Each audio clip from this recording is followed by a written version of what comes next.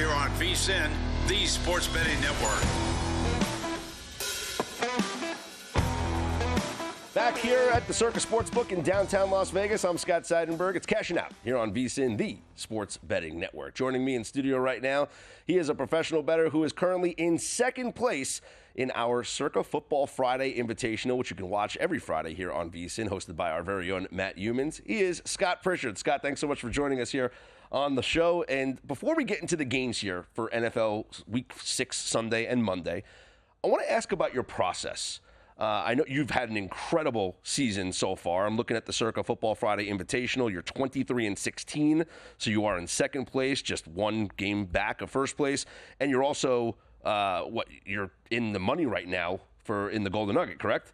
Yeah, right now I'm in second place in the Nugget after taking sixth a year ago. Yeah, so you're having an incredible run right now. When it comes to your betting process, how early in the week are you betting? Are you playing a lot of openers, or are you waiting for more information? When do you usually place the bulk of your bets for an NFL Sunday? I find the two best times to bet, early and late. I'm a firm believer, Scott, in you want to be on the move early, 6-7 days before kickoff, and then late in case I want to buy something back to. I've often said that down the middle solves the riddle.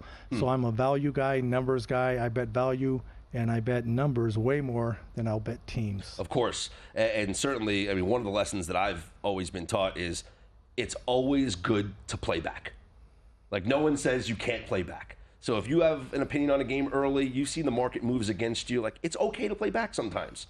It's okay to, go off of your early opinion based on, because more information comes out throughout the week. The market has moved. One of the games that I'm fascinated by is the London game between Jacksonville and Chicago, because we have seen the market move. In the Circa Millions contest, Jacksonville's a 2-point dog.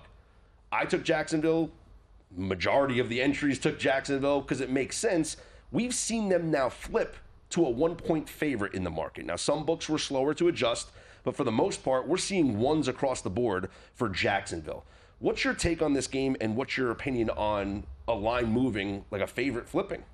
Well, to your point, and as I mentioned at the outset, you want to be on the move early or against it late, and so this plays right into, I never know what a host is going to ask me. I'm a big fan of you. I'm a big fan of the show. Thank you.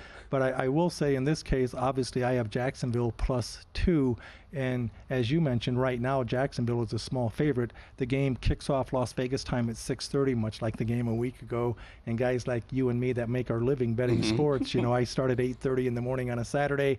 It's going to be 10 o'clock before I think about tuning in for the day or the night and back up and at 5:30, 6 o'clock tomorrow morning. But I chose to eat this frog, and I absolutely love it. I love what I do. Been here for 3+ decades, but I respect the odds makers. The odds makers, their job, respectfully, is a lot more challenging than mine.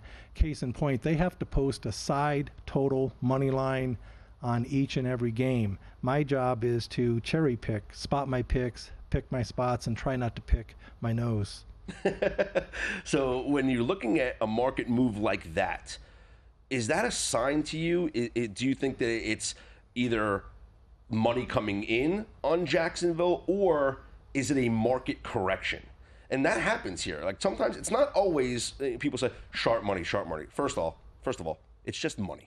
Okay, we can separate that, but it's not always the money that's manipulating these line moves. It could just be the book correcting, because, like I said, more information comes out through the week, injury reports, things like that. So when you see a drastic move going from Chicago being a 2-point favorite to now Jacksonville being a 1-point favorite, does that signal to you more money or more a market adjustment? I'm an independent critical thinker. I do my own handicapping, but as I said before, I have a lot of respect for the odds makers, and this is a very humbling career that I've chosen over the past 3 decades, and it's oftentimes the more you know, the less you know kind of thing.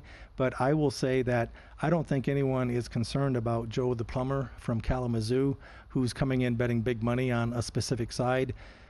I think it's wise guys, sharps like myself, unfair advantage players. So I don't know if I need to know the specific reason why it's moving other than I have +2, and who knows, by kickoff I could be getting +2 on the other side to hedge off a little bit, or more times than not, again, I just try to get the best number and I'll take my chances. Long term, I should be. If on a Tuesday, if I'm laying 3.5 and on Sunday it closes 5, Scott, I'll take my chances long term. Doesn't mean I'm going to win short term, but long term I should win.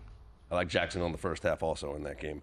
I want to talk about that. Yeah. I love betting first half. I love betting second half, but I will not bet first half unless I know who's going to be getting the ball first. And you have to be very creative because you're getting an extra possession. Yes. And that's an unfair advantage. We all know who's going to get the ball in the third quarter, the team that didn't get it to start the game. Oftentimes, these sports books are slow, late, or they don't take it down at all. So I'm pouncing 30 seconds to a minute before the game. If you can find out, it's not that hard. There's a thing called the internet. Yeah. You can find out who's getting the ball first. And if and a lot of places take it down, it only takes 1 or 2 of your 14 outs in my case to still bet it for a nickel or a dime. And you can be up 7-zip before the opposition even has the ball. And if you're getting 3.5 for the first half and there's only 7.5 minutes to go in the first half, winner, steak and lobster dinner. Yeah, it's massive. If you can, if you're disciplined enough, you pay attention, you can find these advantages, and listen, you're right. The internet, Twitter, people who are at the games, there's a lot of ways to get at this before the books do pull this down. I want to ask your opinion on an interesting spot, in my opinion, which is the Jets on Monday night against Buffalo. We have a team that fired their head coach in week 5. And this isn't the situation that we normally see with a team firing the head coach because they're 0-5 and the season's down the drain. The Jets win on Monday night, they're in first place. And their odds to make the playoffs completely skyrocket because they have the tiebreakers over Buffalo, at least early on in the season. How do you look at this game and how do you handicap it? Now we're seeing the market actually go in favor of the Jets. It is down to 2, where it was 2.5. Yeah, it's not much of a move. I do like the Jets, Jets, plus the 2.5 in this game. Would be nice to steal a 3. I refuse to pay for it because you have to pay such a premium because it's such a key number. I like the Jets plus the 2.5. They have way too much talent. They are better than their record. They were an eyelash away in spite of 3 INTs last week of stealing that game against the favored Minnesota Vikings. The Buffalo Bills, I respect them, but Josh Allen is not as accurate as I would like him to be. I mean, he completes a lot of passes, but I think he's guilty of being colorblind. Oftentimes he'll throw to the wrong color jerseys. So I think the Jets at home, big division game. The Bills, everyone's super stoked and happy about that team when they started 3-0. I was saying on radio and TV interviews, let's calm down. Yeah. It's early, and respectfully, they were very blessed with a cupcake schedule early.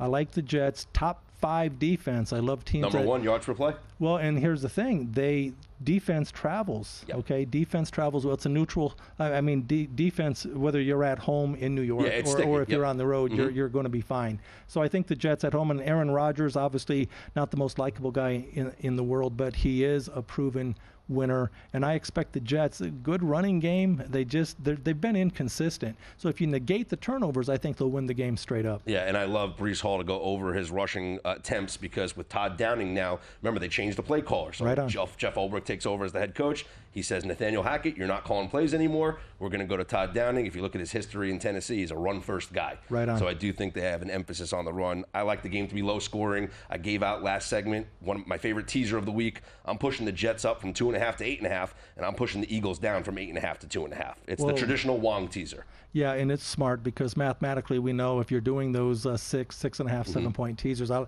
just want to make sure that you're obviously laying the $1.20. Yeah, nothing minus any higher 120. than I wouldn't pay minus 130. But you're smart, my friend, because again you're crossing the 7 and the 3 because we know in pro football key numbers are 3, 7, 6, 10, 14 in that order. 3, 7, 6, 10, 14.